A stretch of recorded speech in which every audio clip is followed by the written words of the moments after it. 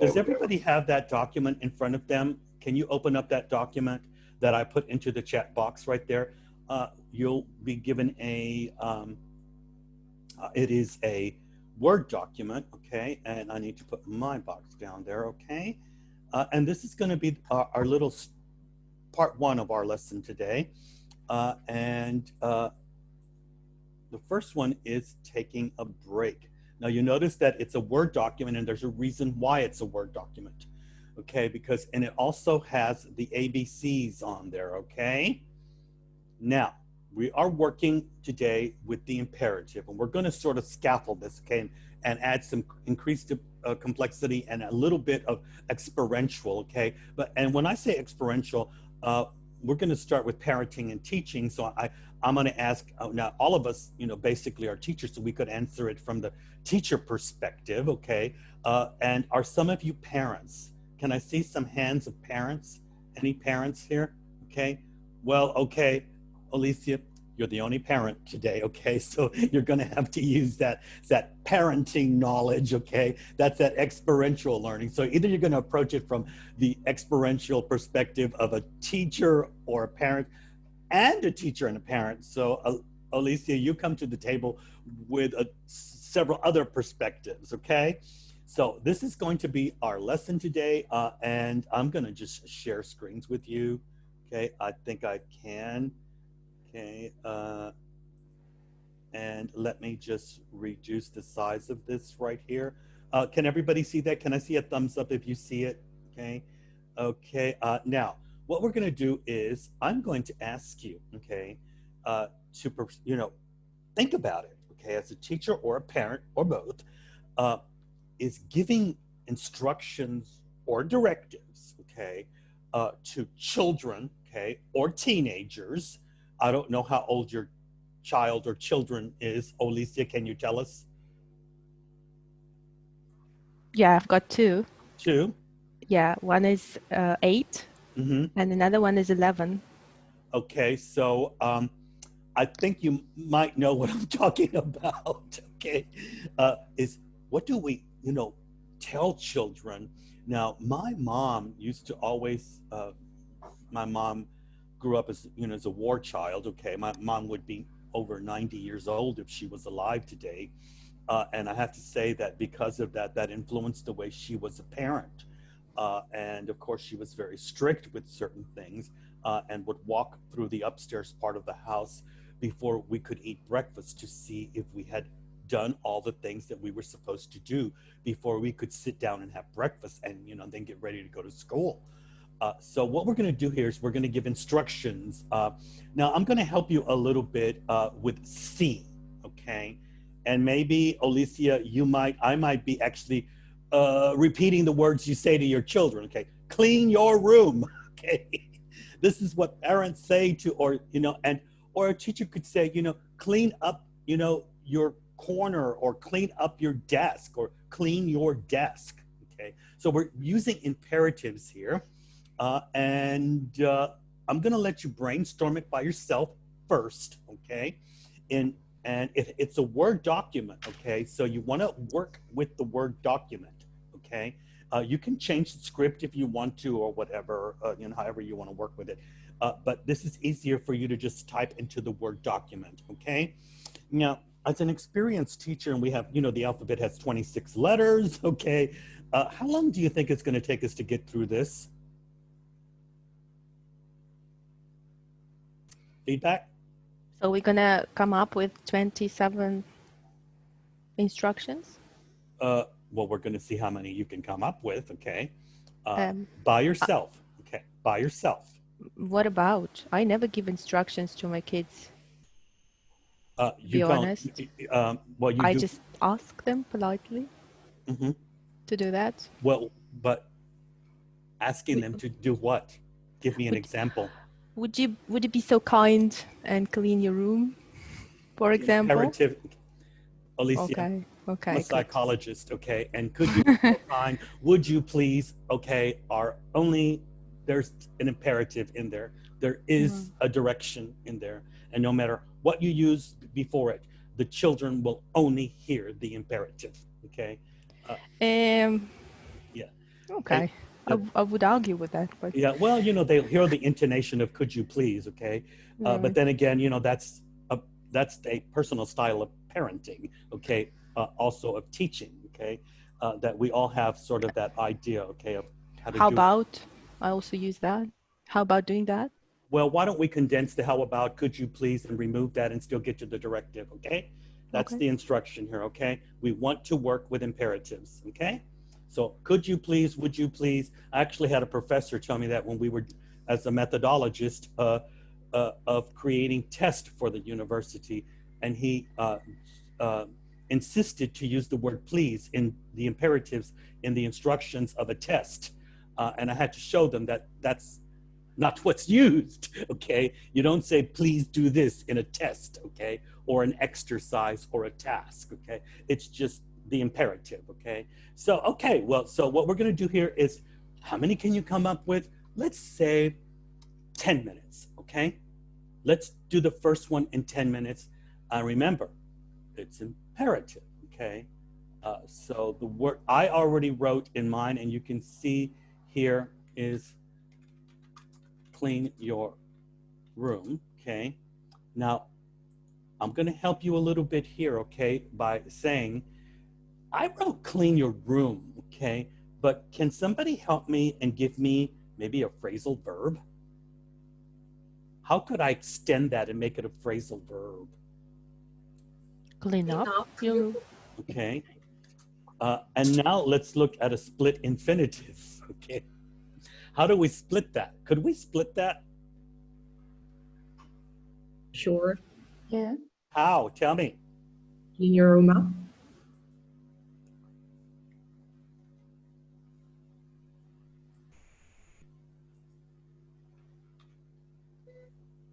Clean your room up.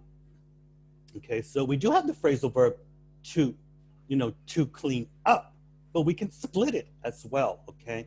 And clean up is, a noun as well as a verb, but in this case, we're gonna be using clean up to clean up as the imperative verb, okay? So I wanted to give you that example. It's the easiest one to use. So think about what you say, okay? Are you gonna use the imperative? Are you gonna split it, okay? How are you gonna do it, okay? Or you're just going to use the verb to clean. Okay, so that was the example that I wanted to model that for you. Okay, and let's go ahead and start. And it is 9:17. We would say 9:25. Okay, let's see what we can get in 9:25. Now I can't see your document. We'll share it. Okay. Okay. So 9:25, we meet up again. So these should be instructions from a parent, right? Or a From a teacher. parent to children, or from a teacher to students. It's parenting and teaching. Okay. Okay, both. So both. Okay. All right. And also, you said brainstorm. Did you mean as a group or? No, as yourself. Okay. You're going to brainstorm yourself. Sorry, does it have to be phrasal verbs only? Or not Oh necessarily? no, you don't have to use phrasal verbs. So that's why I gave the example. I started with to clean, then I said to clean up, and then we split the phrasal verb. So there's different ways of doing it. Now, if we're teachers, we know we can play tricks with. There's tricks to that.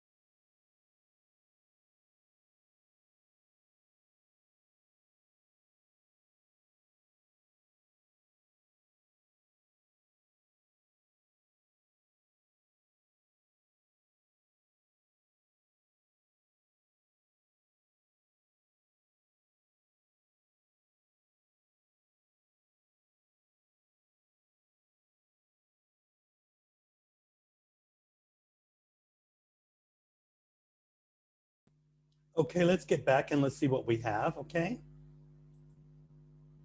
Let's see what we have now. Okay, so, well, now I've done this many times before, and we're learning, okay? But I'm going to show you mine, okay, first, okay, to be fair, because, okay, now I purposely slowed it down because I know a lot of the answers already, so I didn't want to put too many answers there, okay? But I think it's fair to share mine, okay? Now here you see what I wrote, okay? And I'm gonna start at the bottom because I really can't hear my mom saying that, okay? Is we were not allowed to sit down at breakfast until we had already taken a shower and done several things, okay? And one of them was, of course, we had to take a shower, okay? But she wanted us to wipe the shower down. And, and as we, of course, we had to wash the car as well, too. But she would always tell us to vacuum your room, okay? Make the bed, okay? Improve your, okay? I'm gonna write it, okay? Improve your tone, okay? In the way we spoke to her, okay? If she didn't like the way we spoke, she would say, you better improve your tone, okay? Get to bed or go to bed, okay? She made her rounds all the time at 9 o'clock at night, making sure we were in bed, okay? When I was growing up and still in primary school, okay? Do your homework, okay? Clean your room up as we did. And of course, that one word imperative that parents say to their kids when they're not acting right, okay? And that is behave, okay? And just a one word imperative there, okay? Or one word directive, I mean, okay? And that is behave. And that intonation that comes with that, because there's so many ways to intonate the verb behave, okay? If you were around parents, you probably heard all the intonations of behave, okay? So that's sort of my quick one without giving too many answers, okay? So I'm gonna stop sharing, okay? And I'm gonna actually start, okay, I need to move this bottle here, okay? I'm gonna start with Anastasia, and Anastasia, I'm gonna ask you to, now, Alexi, can you make Anastasia a co-host? I can't hear you. Oh, sorry, my mic was off. You are the host, so you can make Anastasia co-host, Okay. but everybody has the right to share the screen. Oh, everybody has a right to share the screen? Yeah. Okay. That is, has two meanings, okay? So anyway, okay, Asans, why don't you share your screen with us, okay? Let's see what you got there, okay? Now, people, I want you, okay, to pay attention here, okay? Because we're gonna try to create, a document from this, okay? So, okay, Anastasia, share. I don't have that much. Don't worry about what you have, just share it, okay? There's no reason to be, we're learning, we're learning. I'm just trying to figure out how to share the screen. So I have a few options to choose from. All right, let me try. Okay. Right. So can anyone help me out?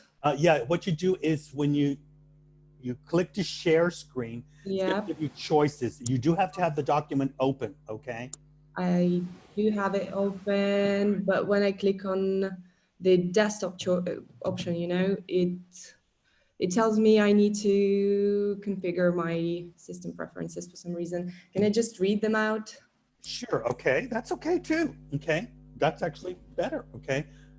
People, before she starts reading, you better start, let's throw some psychomotor in there, okay? And you gotta start typing, so listening and typing, okay? Maybe she has what you have, and maybe she has something you don't have, Okay, so let's get going. Sorry, do we type in our document or we write down on the Sure. piece? This is what it's about. It's about listening and writing as well too. It's not just about what you wrote, but what about other people wrote too, okay? And sharing that information and creating a general list from that.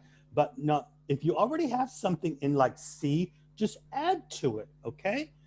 So Anastasia, we're listening. Okay, so the first one was a bit of a joke. I wrote the verb And avoid. we just want you to go down A B C D E F G and All tell us right. what you have, okay? No Just trying to monologues, explain it. It's so silly. monologues, Okay. no explanations, okay? All right. So the first one, let it be just the verb avoid. Then I've got be quiet. Okay, wait a minute. You have avoid. Uh-huh. Avoid what? Well, bad guys. All right. Avoid bad boys, bad guys, okay? Guys. So All that's right. a piece of advice, okay? Avoid bad. Can we say avoid bad people? Well, yeah. No. Well, That's there's a problem. Let's chauvinistic. talk about language here, okay? We're learning some language here, okay? Now, if you say avoid bad guys, okay, that's California, West Coast American English, okay?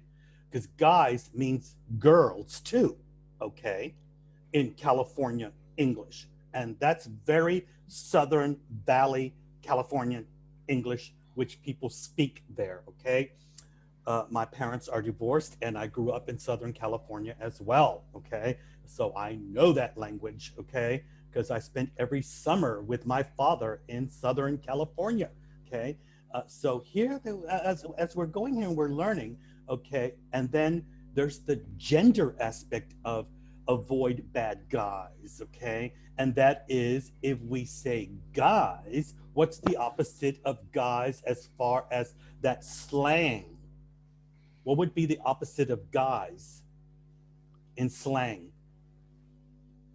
It also starts with a G. Gals. Gals. Gals. Okay. So here you're talking to a girl and say avoid bad guys. You're talking to a boy and you're saying avoid bad gals. So there's that gender aspect in slang. Okay. So again, let's make it gender neutral. Okay. But we can, write guys and gals. And I'm going to write that on my list, but I'm also going to write avoid bad people because that's gender neutral. Okay. And this is all those little tiny things that's happening in this lesson today, all that language that you said you wanted and how it works, okay? Because that's how you discover language, in these little tiny lexical phrases, knowing how to teach lexical, okay? Knowing how to use the simple alphabet and creating lists and what a list really means and how to use that to teach language instead of creating needless lists, because I promise you we're going to use this list. Okay. So, okay, Anastasia, I'm sorry for interrupting, but I had to take that language moment. Okay.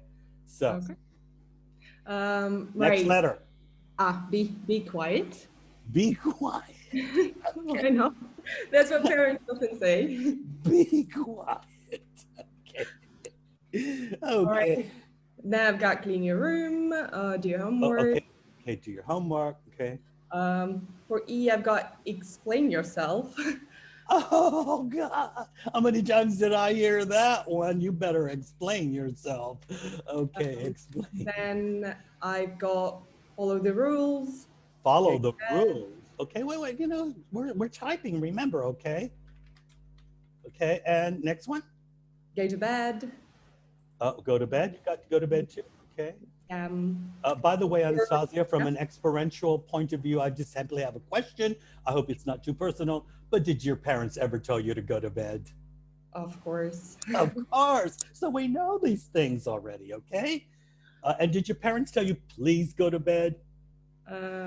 Well, no, I don't recall them doing that. Do you know that my mom really would say that? But you have to think that my mom is German Jewish, okay? And in that German Jewish accent that she had, she would say, please go to bed. which is sarcastic. In other words, shut up and get to bed. Okay. So, okay. H. Got- Help your brother, sister, sibling with Okay, thing. help your brothers and sisters. Okay, well, I'm just gonna write help your brothers. Okay, Yeah. okay. Okay. I don't have anything for. Well, just keep going. No, Yeah, no okay. monologues, no Sure, explanations. sure. I'll lay the table, What L? lay the table, or load the dishwasher. Oh, vocabulary moment. Sure. You say lay the table, and it Yeah. actually goes to S. It's not lay the table. It's Margarita. Set the table. Set the table. It's set the table for S. Okay. All right. Good. Okay. Now, make your bed. Mm-hmm. Open the. Oh no. Open the door. Open the door. Okay. And I can hear my mom screaming that one when somebody's ringing the doorbell. Okay. Open the door. Okay. Or my mom knocking on the door. Okay. So anyway. Mm-hmm. I'll go quiet down. Oh, I love that one. Okay. Say. Rinse the dishes. Okay. Wait a minute. Okay. Wait a minute. I'm gonna say right here. Quiet down. Okay. And rinse the dishes. Now I'm gonna write it. Okay.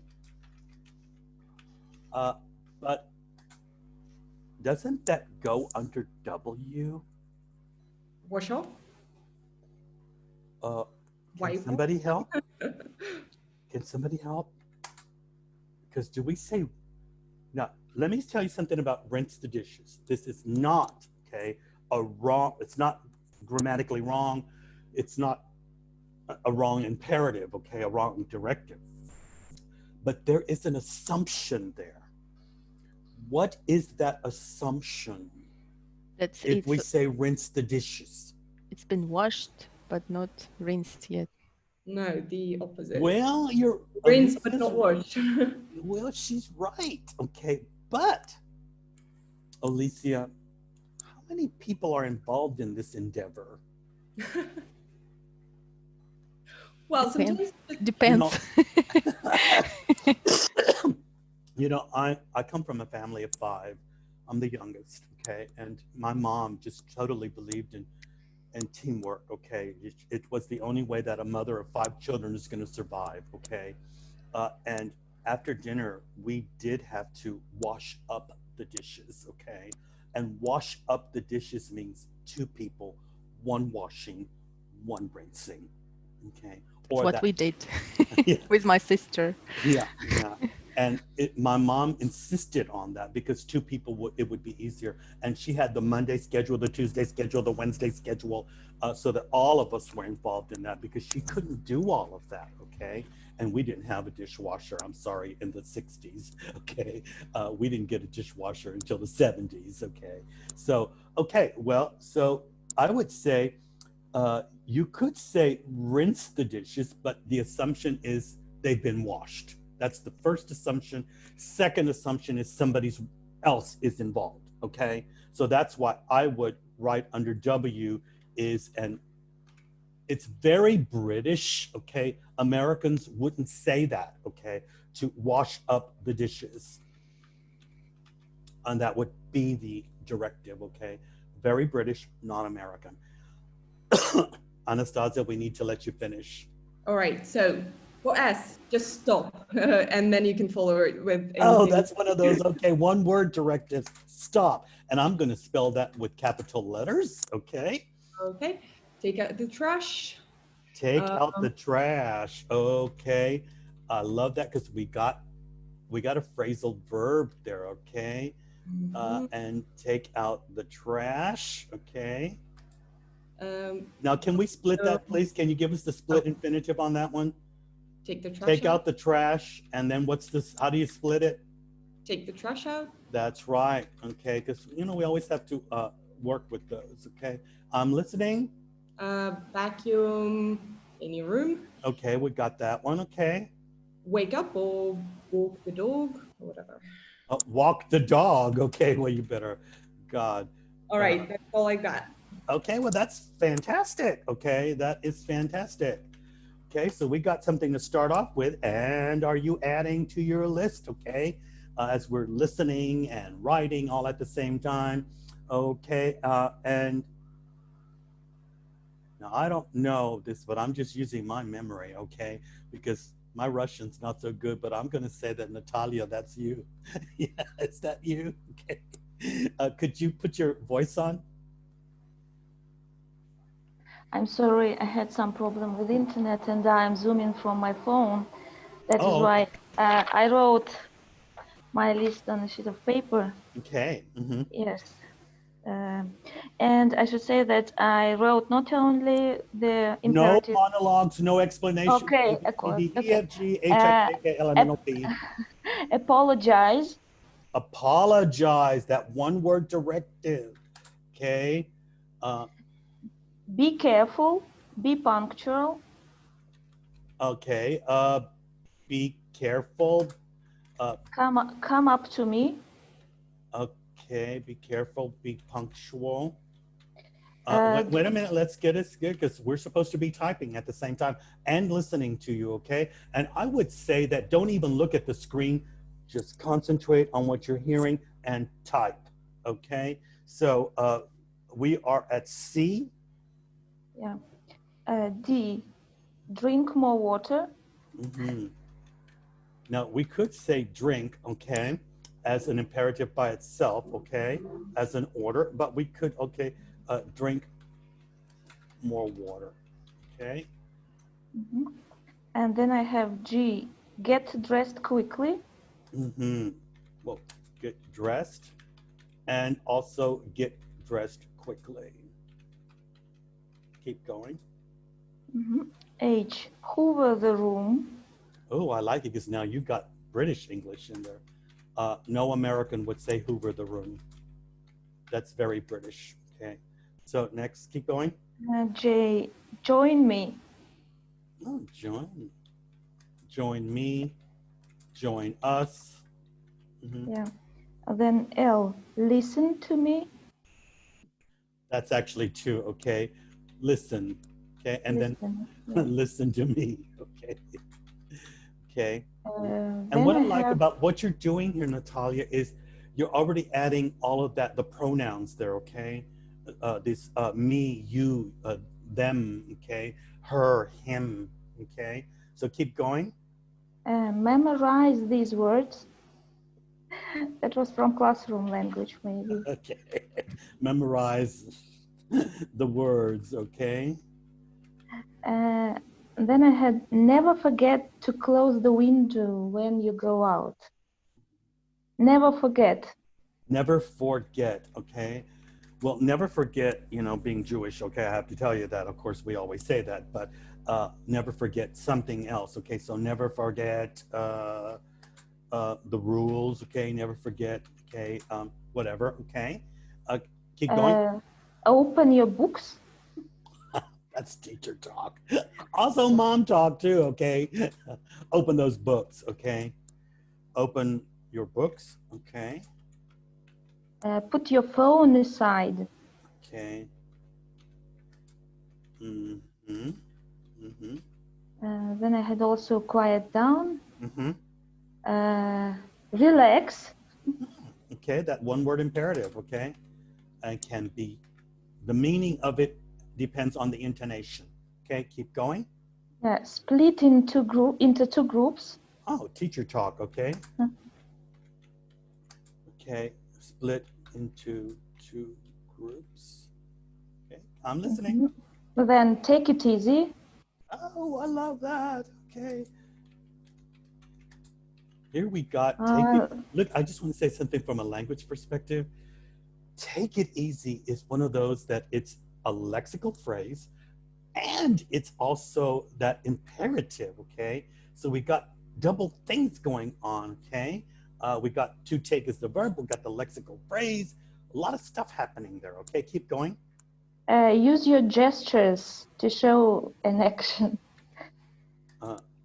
Like classroom again. Language. Use your gestures. Okay.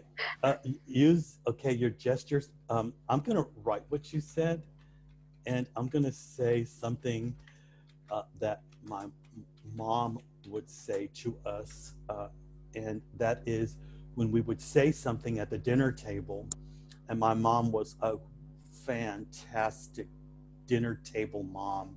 She knew how to guide the conversation. She's actually one of my role models for that because my mom was an academic. And I have to say, when we would say something and we expected her to give us the answer, she would first look at us and say, use your brain. It's another phrase that I have written down. Use your brain, okay? So, okay, in other words, think it out yourself, okay? And she meant that. She meant that we would have to give her the answer, okay? So, okay, keep going. And I often had use your imagination, which I often use. Oh, I love it. Okay. Because again, use your imagination. Can you tell me how you would use that? I want a language explanation. That often happens during the class when especially I teach students who are far from humanitarian subjects. And I always ask them to use their imagination, which they lack, as they say, and it is a kind of joke all the time.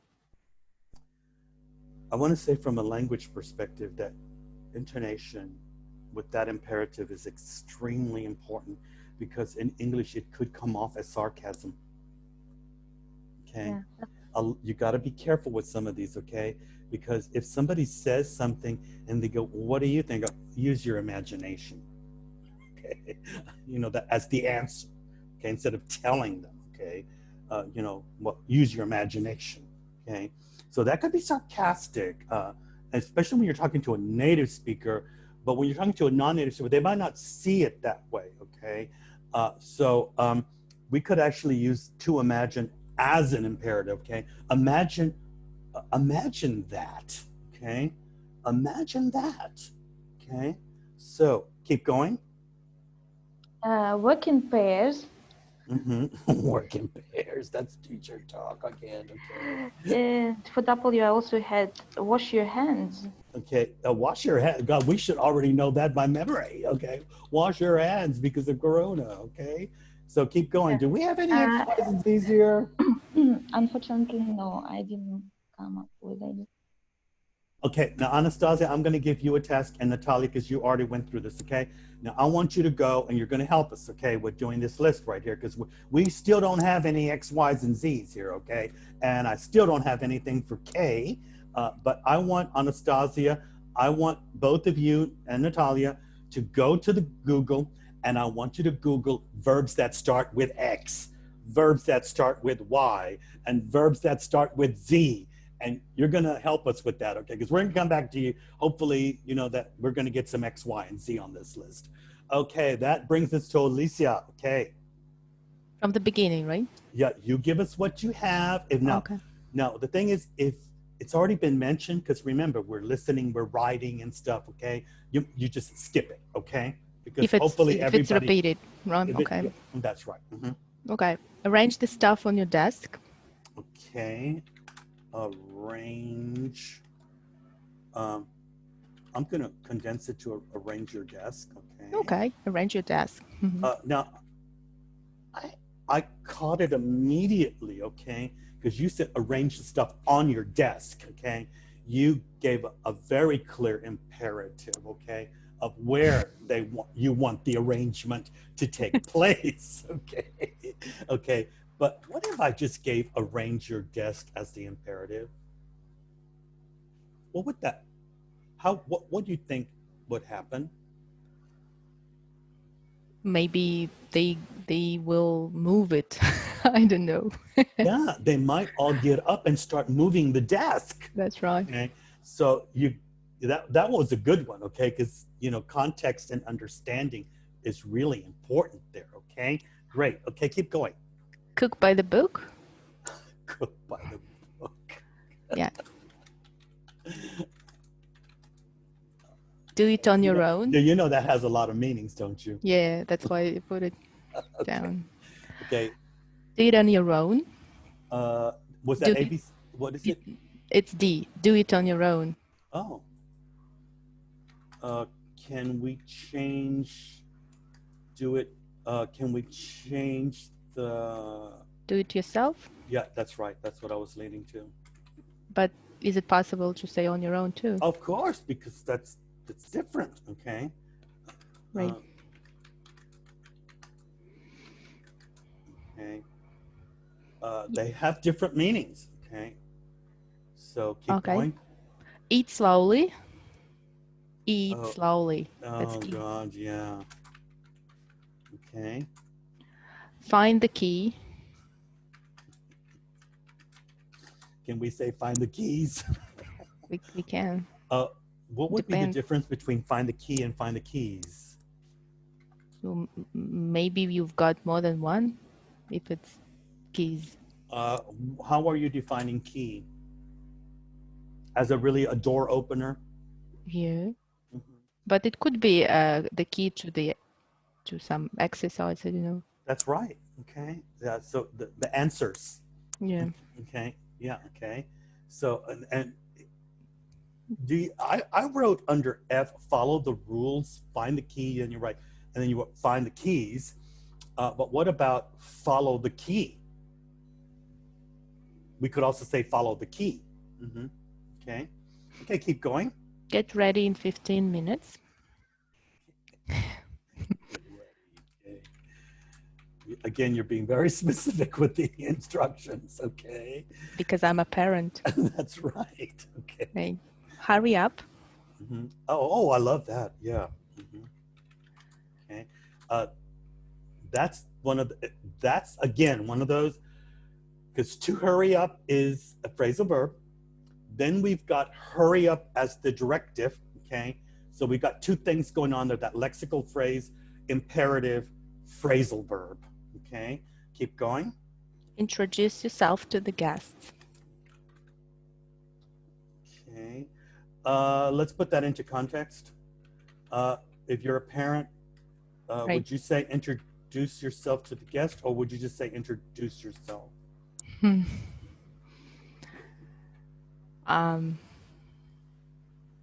Isn't there something that's self-explanatory? It depends on the situation. If you see whom you're gonna introduce yourself to, then probably yes. But here we don't have context, right? So I Let's just put it edit. but let's put it into context. Okay, that's what I'm Okay. leading to. Is because Then it's self-explanatory, of course. there are some. Let me go deeper, because what is self-explanatory? That's you're gonna introduce yourself to somebody, right? Who is that somebody? Who is standing in front of you? Who is that person standing in front of you? Why would I give the imperative or directive, introduce yourself? And of course, a very nice intonation. Why would I do that?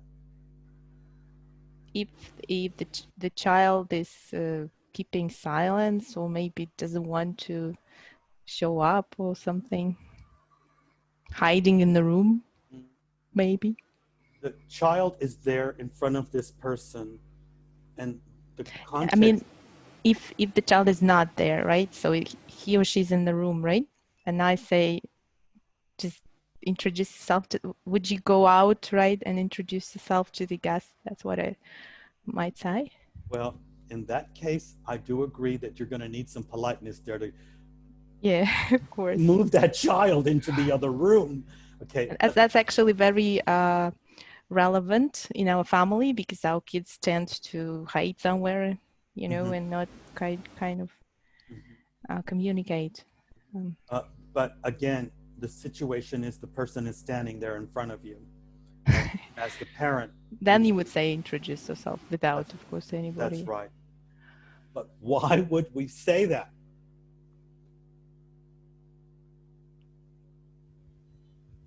Just to let them introduce themselves. No, Okay, they don't know each other. but that's obvious. but that's what I'm leading to. Oh, okay. It's not the obvious, it's the context, okay? Understanding the situation. You know that Of course, they don't know each other. they Why don't would know they? each other, and you have to break the ice and say, oh, introduce yourself, okay? Okay. In that sense, they don't know each other, okay? So keep going, let's go. Join us when you feel like doing it. Okay, join us, okay? K is a bit long. Knowing the language means being able to use it. So would you say it's using the new words? Well, that's not an I- imperative. But you said that I can make it a polite question, and it's still an imperative. No, so no questions, okay? Okay, it's imperative, it's a directive, okay? It's a phrase, okay? So that's too long, okay? yes, that's what I said before, right? Okay, so I just wanted to use this K, and no is the only word that I came up with. So I well, just, no, but no is a good verb, okay? of course, you can say something like know what you are saying, but I don't like that. Maybe get to know is better. So I just decided on this one. Okay, well, know your what? I'm gonna help you. Let's do a K. Know your, Manners. okay. History means. Okay, you know, I'm gonna write know your manners, okay? Okay. But what else do I we still want to say get to know, but I would just know. I'm going to write something in the chat box so that I don't forget. Please look.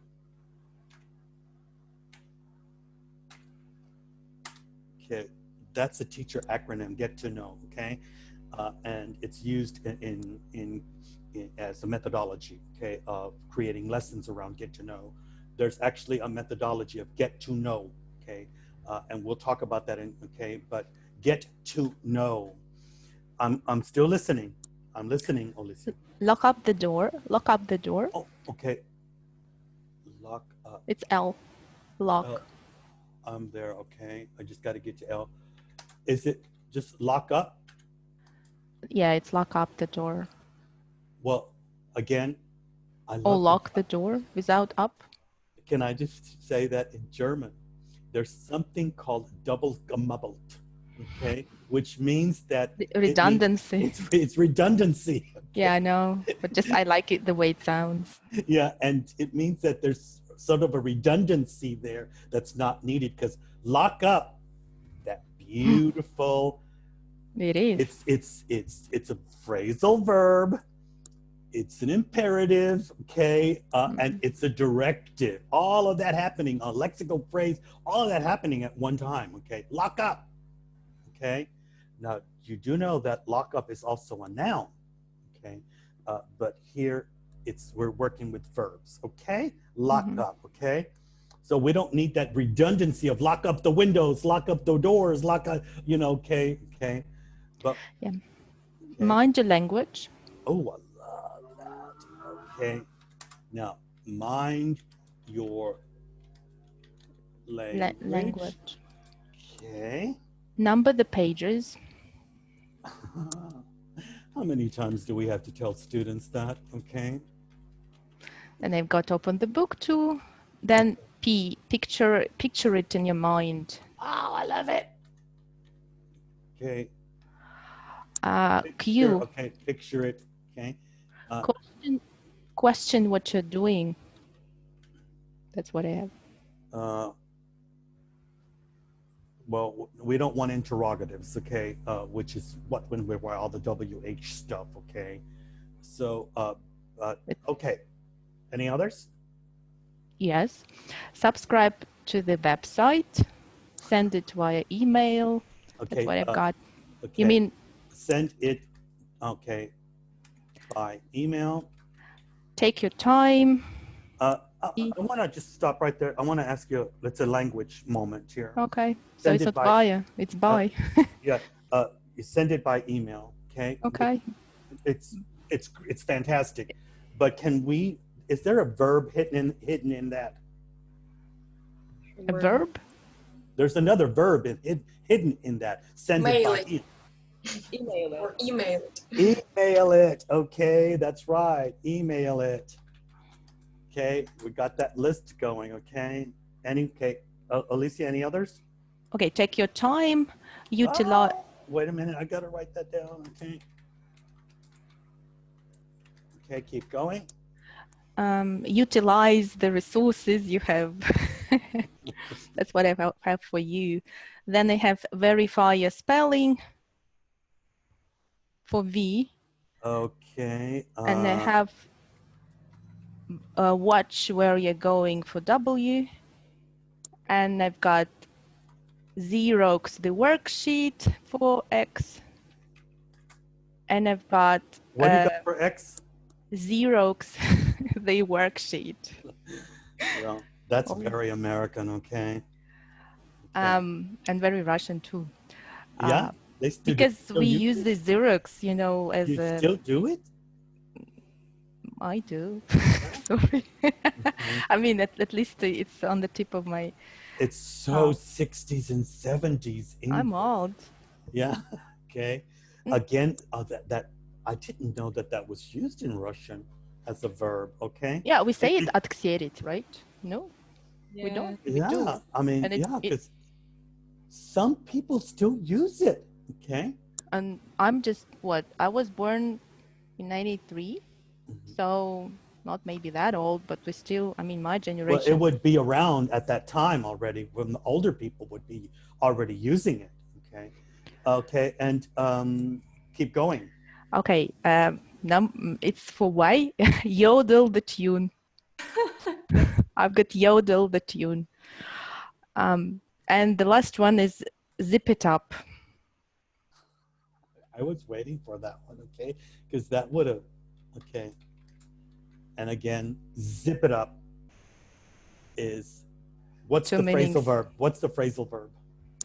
Zip up. Yeah, to zip up. Okay, so we got the phrasal verb there. You split it, okay? And then it's the lexical phrase, okay? Zip it up, okay? Some people might even say it could be idiomatic, but you know, I just think it's a lexical collocation, okay? I don't think it's really an idiom, okay? So, but anything else, okay? But it can mean shut up too. Well, that's what it means, okay? Yeah, but it could also mean this thing, you know, when you but something. If you tell somebody zip it up, they know that it means shut up, okay? But usually the body language is this, okay?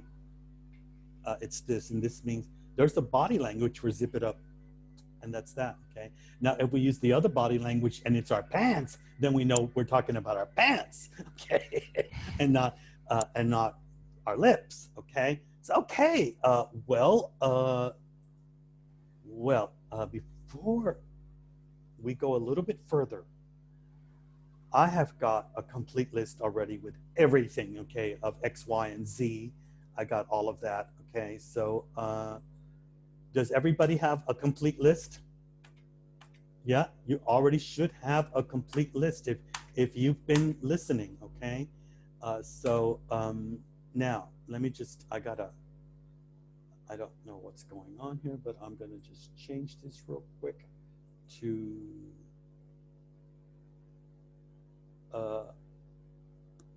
24 because I'm actually going on 2 pages now because I have so much written there.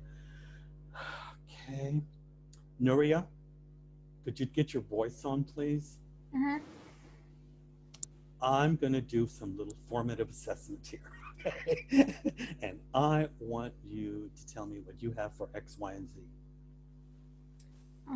For X, that was Xerox, that document. Y was blank in my case, and zip up your jacket. That was my phrase. You wrote zip up your jacket, okay?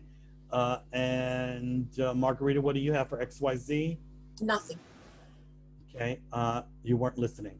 Okay, so. No, I have Alyssa's phrases for sure, but I don't have anything of mine. Okay. Nothing original. Okay, so, and Alexi, what do you have for X, Y, Z? Voice? Voice not on. Okay, can you hear me now? Yeah. Mhm. Right. I didn't have anything for X and Y, and for Z I had zip up your jacket. Well, Same now as we're Nuria. supposed to be listening, and we're supposed to be writing down what other people said. Oh, I wrote what Alessa said. Xerox the worksheet and yodel the tune. Yodel the tune, okay? Or we could just say yodel, okay? That's also an imperative, okay? I live in Germany, so, okay, Southern Germany, they yodel, okay? And Z, what did you get for Z? Zip up your jacket. You got zip up your jacket, okay? Is that what Alicia said? Yes, that's the same. No, that's what you Nuria said, and Alessa said zip it up. Okay, zip it up, okay? Okay, we got a lot going on there. Now, this was actually, okay, a little trial run here, okay? But now I want to ask you, before we move on to something else, okay, is why do you think we're doing this as a warm-up exercise? Because it's just a warm-up exercise. What do we do with it? What would we do with that as a teacher? Now get your voices on. Why would I do this with you? Because, you know, it is an activity. It's a warm-up activity. And it's also a refresher, okay? Refreshing, you know, what we know.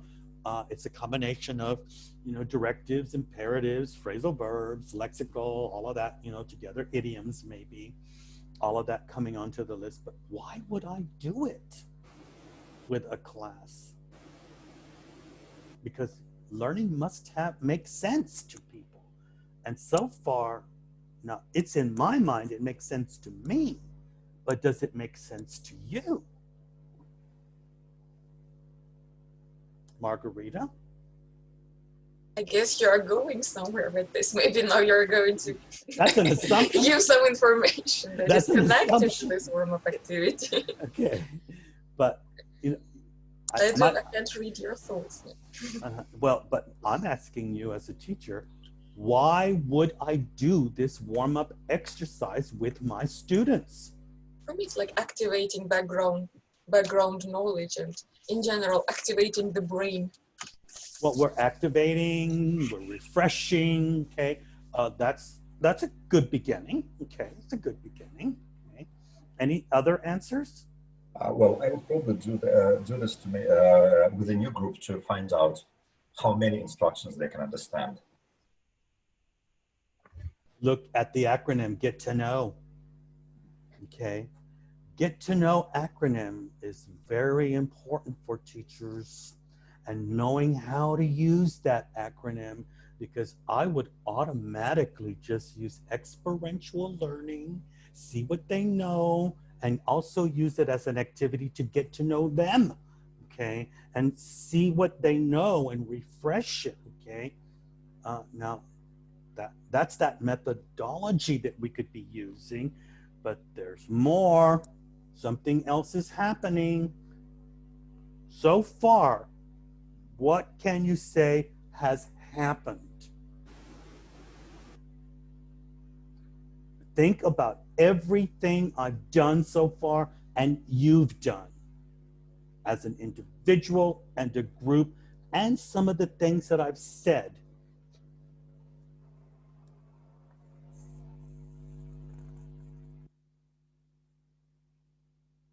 I remember the goal or the topic was something like, is teaching rewarding or something? Oh, well, no, that was the second. Oh, okay. So I can't connect the dots then. Mm-hmm. Anything else?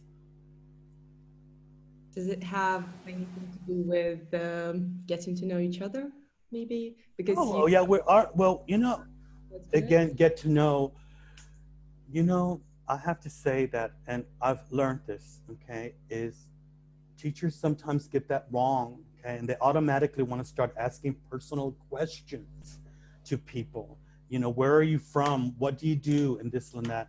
And, you know, and from a cultural standpoint, that might be too personal for people in the beginning, okay? But they still do want to talk, and they still do want to show what they know. And we can still do a get to know exercise where we're doing a lot of things together, okay? Because we are doing collaborative learning, okay? And that we're also doing that too, okay? With a get to know, okay? But how am I doing collaborative learning with you? Because I told you to create the list by yourself. Yeah, but I think that we are talking about group thinking.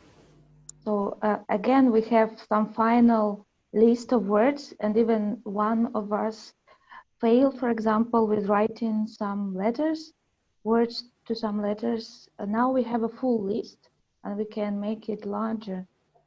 We actually could continue this right here. But what I did was I sent you a worksheet, a format, okay? I let you think it out yourself. So you're brainstorming with yourself. But I kept repeating to you. It's our task to be listening and writing. You need to be listening and writing, okay? And you're sharing information with each other, because my goal is to create one master list, okay? We want to create one master list. We're helping each other, okay?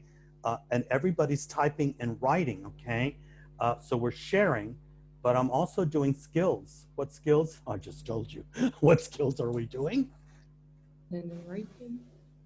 We're doing listening, Thinking, writing. and how are we doing writing?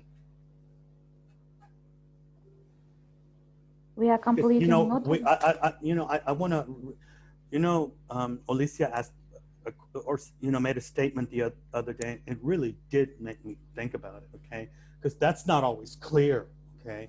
And I think maybe I wasn't clear enough, okay? I really did think about what I had given as a task, okay? And that was, she goes, well, that was about writing or something. She said something about writing, and I wanted to make, to clarify myself that writing is not, let's write an essay, or talking about genre, okay? This is narrative writing, that's, informative writing, all those genres, genre-oriented and topic-driven, but, that writing is this big umbrella of psychomotor, okay? And how we get people to do that. And we always forget that writing as the psychomotor is just that getting people to either write with a pen, okay, or typing.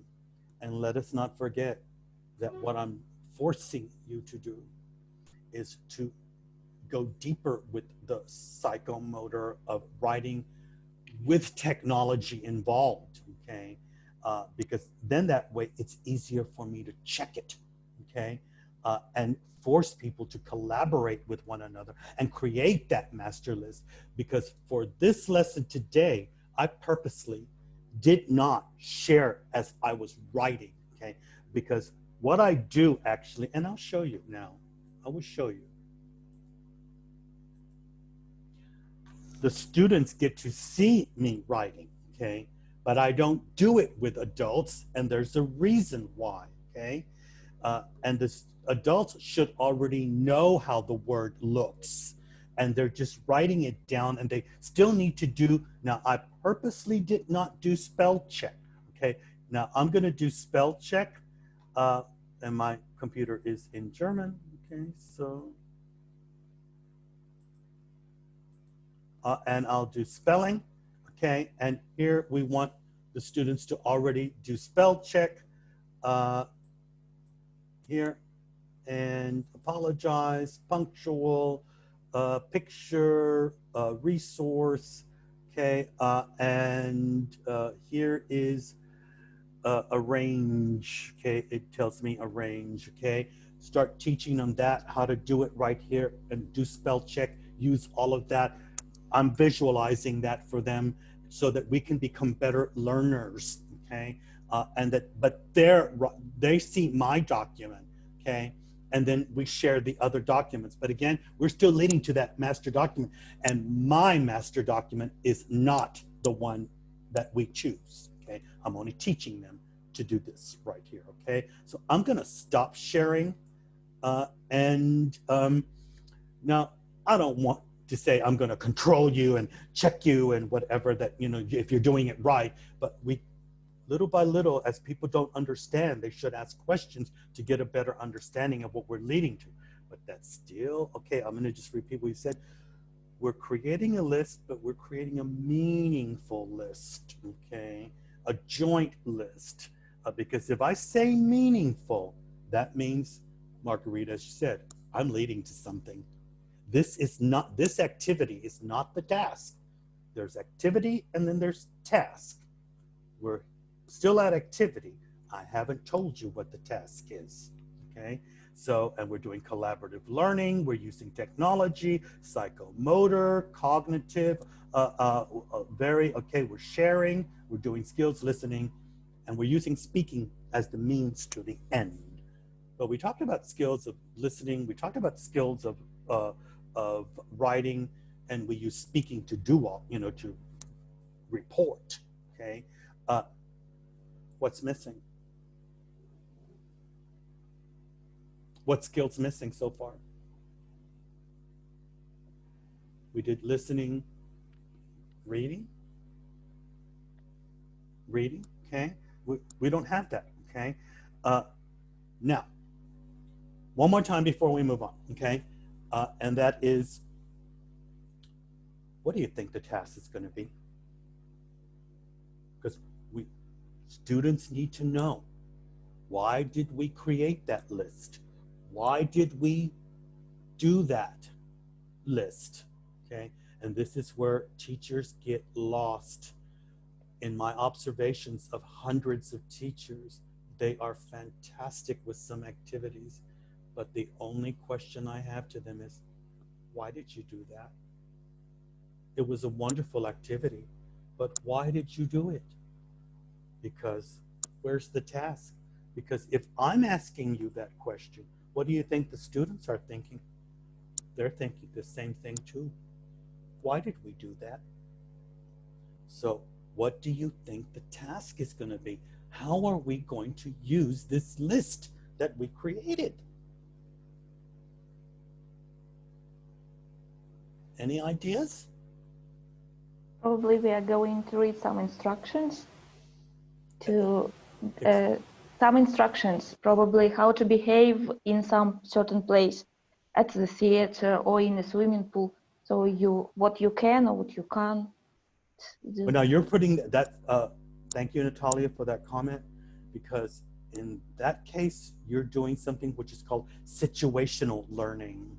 You're setting, you would have to tell us what would a lifeguard say to children at a swimming pool? The prompt question would be that we used the same method, A, B, C, D, E, F, G, and then we would create some rules, okay? And then the task could be write about, okay, the 10 rules, or create a poster of 10 rules that you would make a poster to post at the swimming pool, okay, for the rules for children. That would be the task, because it has to be something creative, okay? But we need to get the prompt right, okay, the activity right to create the poster, because the poster would be the task. That would be the product that they would create. And by the way, people, this is fantastic for online learning. It works fantastic, okay? Now the students create the poster on a PowerPoint or Word document, okay? My students are teachers, okay? So the teachers use it with their students, okay? But that's what we were leading to, okay? That's how we were doing that. And again, putting it into context, I just said parenting, so let's use the list we have. What would be the task? Ideas? Ideas?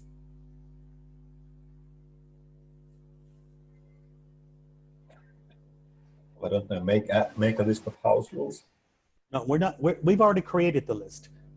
You need to answer the question from the perspective, what would I do with this list that we created? Why did I create this list? What am I leading the students to? We probably, like I said, if I use not Natalia's example, is probably, if I was using the prompt rules for the swimming pool, okay, what rules would, we follow at the swimming pool? That would be the prompt, because it should be, some kind of lead in, okay?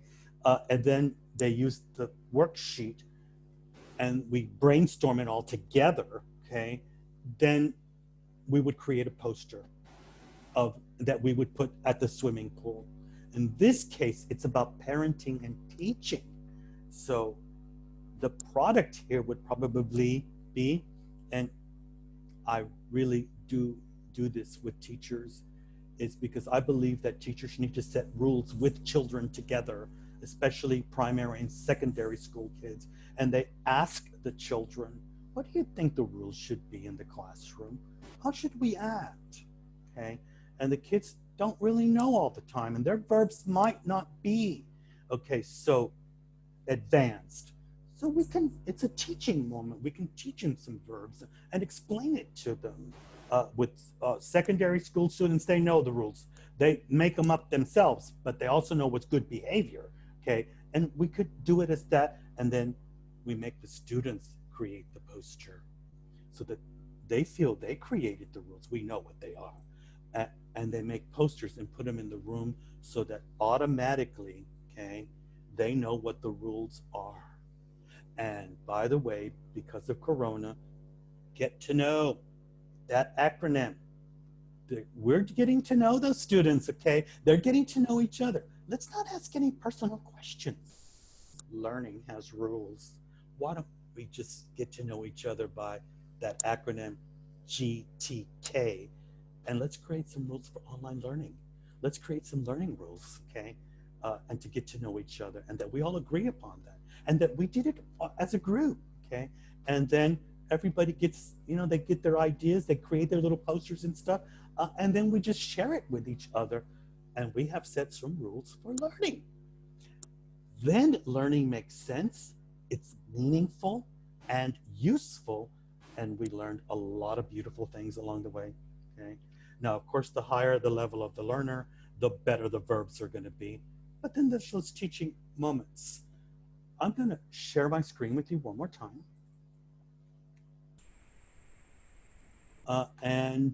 Here you see, okay, the list that I created for that.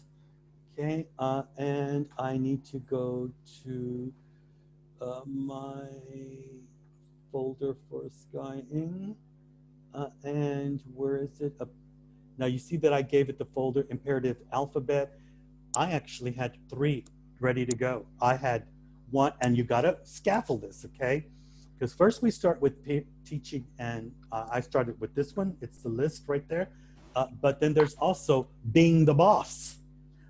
If I want to be the boss, okay, if I have business people that I'm teaching or older people, they know what work is and they know what imperatives are at work. Okay, so I use experiential, but then at work, their verbs are gonna change, okay? Because they're older and they know what these are. They've heard them before and they can repeat them to you, okay? But then I also have here, and why is that not working? Okay, I might have to close that one. Oops, I sorted that. The other one was actually called, and let me just see if this, I gave them the wrong name. Here is taking a break, if you can see this. And I just said, you know what? We're gonna go on. You need to take a break. I'm gonna say, take a week off of work. What would you do during that week off of work? And 26 ideas of what you would do and take a break. You have 1 week break. What are you gonna do? Okay, and that's really, again, situational learning. They see a purpose for it, and then we're gonna get them to maybe do 10 tips or 20 tips to do, to relax or something like that. So we can use list creating and for a purpose, and they see a purpose themselves, it's meaning for them, but what is the task? That's the activity, what's the task, okay? Create a poster, write an essay, okay? Give a presentation about it or something like that, okay? So I'm gonna quit sharing screens, okay? Before I have a few minutes to move to the next thing, I want to say something on a personal note, okay? And that is that I have really enjoyed putting these classes together. It challenges me because I'm working with a totally different target group. I don't feel challenged when I'm working with German teachers because I mostly work with German teachers. And you know, I work with well over 500 teachers every year. And you know, I know these lessons by memory, but the opportunity that I've had here has been so wonderful for me. You can't even tell you that I've really enjoyed sharing my experience with you. I really feel I'm being a teacher again in a way. But I also like the learning opportunities that you see along the way, teaching teachers how to improve not only their language, because it's never really been about language. We're using English to communicate with one another, and we are learning, but thinking about other perspectives of teaching and methodology thing.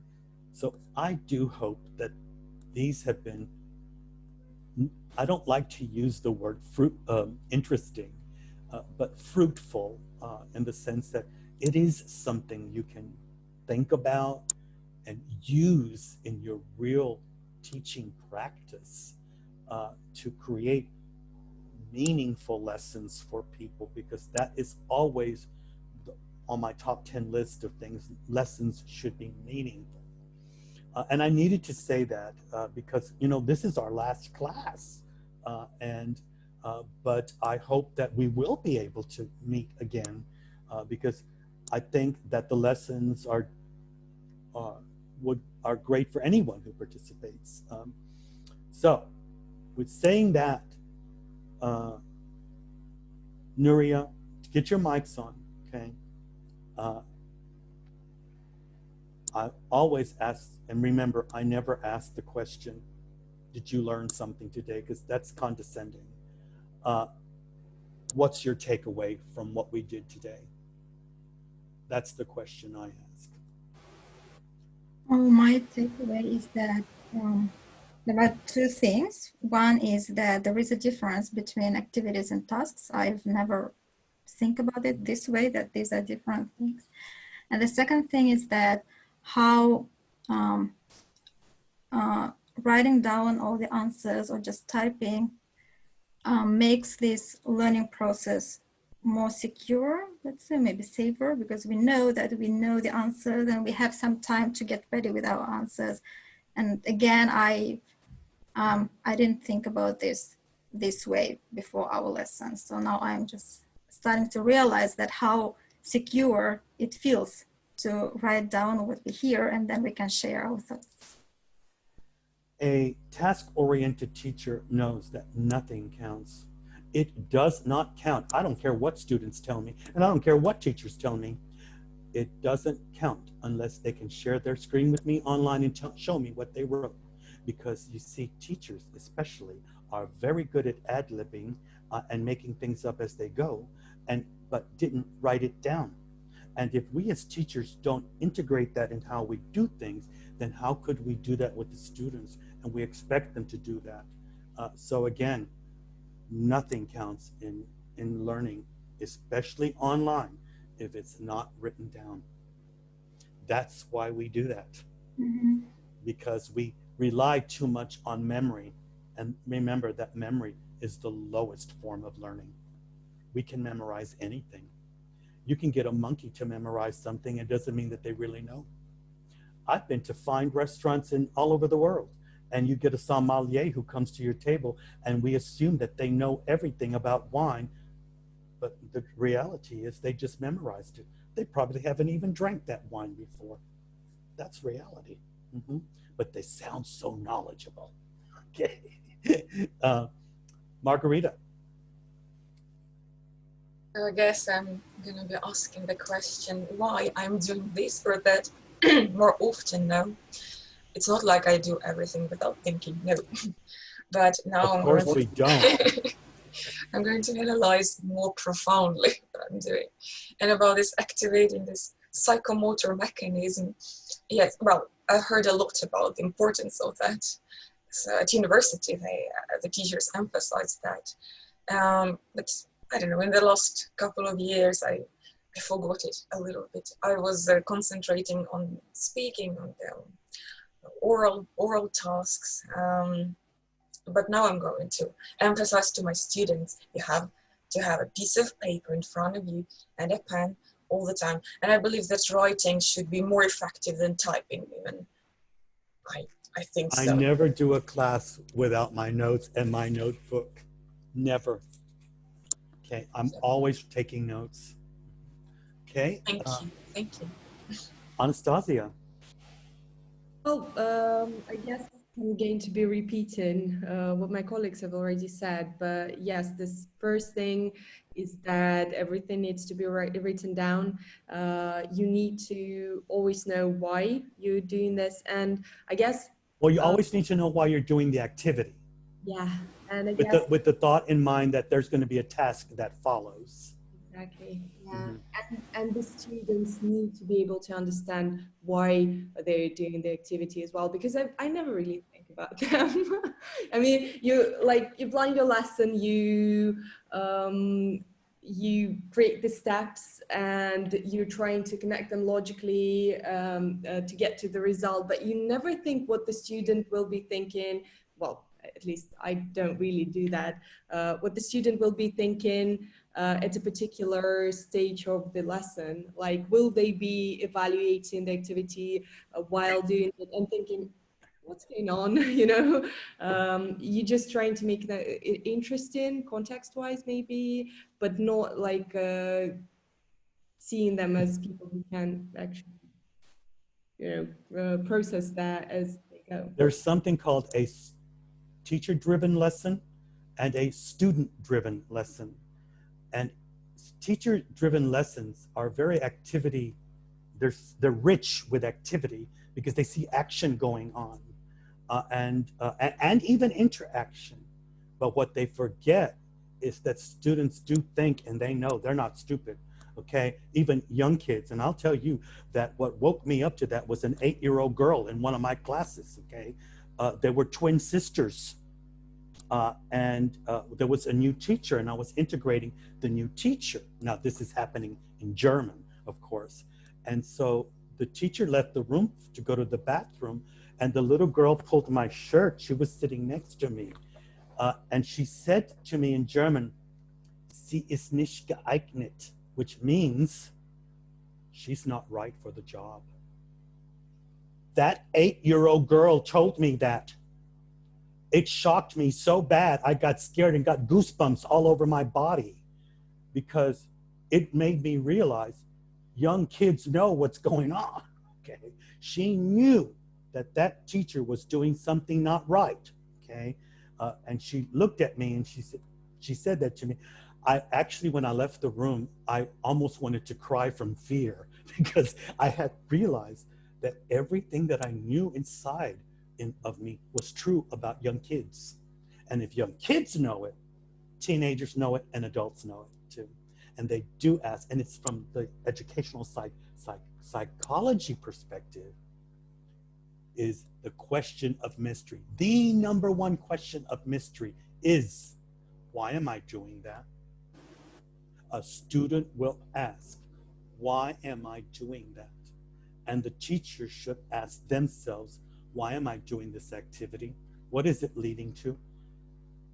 Because that way we know that we've completed what's called a 360-degree learning cycle. But most teachers only get to 180. They don't get to the 360. Okay? Alicia. Yeah. I like the idea of GDK being not so personal, right? because I'm guilty. I ask too personal questions. I think that I should be the suppose. second. That should be the second lesson, okay, but not the first one. Okay. Right. Yeah, but and all the rest has already been mentioned. Thank you. Natalia? Actually, I enjoyed all our lessons because they gave a lot of food for thinking for me. And I really started planning and making my lessons, asking the question, what for am I doing this? And why am I doing this? And I've decided that I will definitely devote more time to psychomodal writing, and that speaking is not the final goal. It can be also like the means to an end, and It's this is what always I the really means to the understood. end. Yeah, and I didn't really treat speaking like as a means to an end, and I think that it is really a powerful tool. And yeah, and also I should say that I think that I will reconsider the way I arrange collaborative tasks, because they can be teacher driven, but anyway, students may be more involved if you organize like in using all those techniques, yeah, that you gave us. I'm Yeah, gonna thank I'm you. gonna post the worksheets that we used today, and I'm gonna correct the titles, of course. I'm gonna post those on the our Facebook page so that you can use it in class. Okay. You create your own products. Okay. You decide what actually we know how to do it, but you create something else. And I want to say something about speaking, and that is that speaking can be okay for lower level learners. Okay, can be the goal, because we got to get them to speak, and we do pronunciation and vocabulary and grammar along the way, but eventually once you get to B1, they don't accept that anymore. Okay, a knowledgeable learner doesn't accept that speaking is just the task. Okay, they need to know, they need to do something deeper, they need to have meaning. They need to know the answer. Why am I doing this? Okay. And that's when we really need to start thinking about it, that speaking is only the means to the end to get to writing and more deeper tasks. Okay. And that the worksheet only helps us to create the vocabulary. And there's still going to be the grammar bumps and the mistakes and whatever. But if we ever get to meet each other again, that will be the first lesson I will do with you. I want to show you what the result is of this lesson right here, and show you what the students did, and then really get into deeper learning and teaching and how it works. Okay, that's the fun part, I think, when you start seeing what students are giving you and then you see where the challenges really come. Okay, because getting somebody to speak, don't forget, okay, yes, it is important in the beginning levels, but at B1, that should never be the goal, okay? Because that's going to happen anyway. They already know how to speak, okay? But what are they going to do with the speaking? Make a PowerPoint presentation, explain a poster. That's the creativity part, all the other stuff that can happen. I've enjoyed doing these classes with you all, okay? And I look forward, to the day that we can meet again, okay? Alexei, last words, your takeaway? I'd like to reflect not only on today's lesson, but on the series of lessons, because they have led me to re-evaluating the value of some of the things that we do or that we don't do really. Like, for example, a big eye-opener for me was the role of questions, the experiential questions and behavioral questions, which may lead to an increased output from the students, like speech output, but at the same time, they will help the students to start thinking about so many things. Then I do believe that we really underestimate the importance of writing, because in our new courses, we hardly ever use any writing, or rather, if we do use it, it has a very situational character, like, as support exercise or scaffolding, rather than being a productive skill.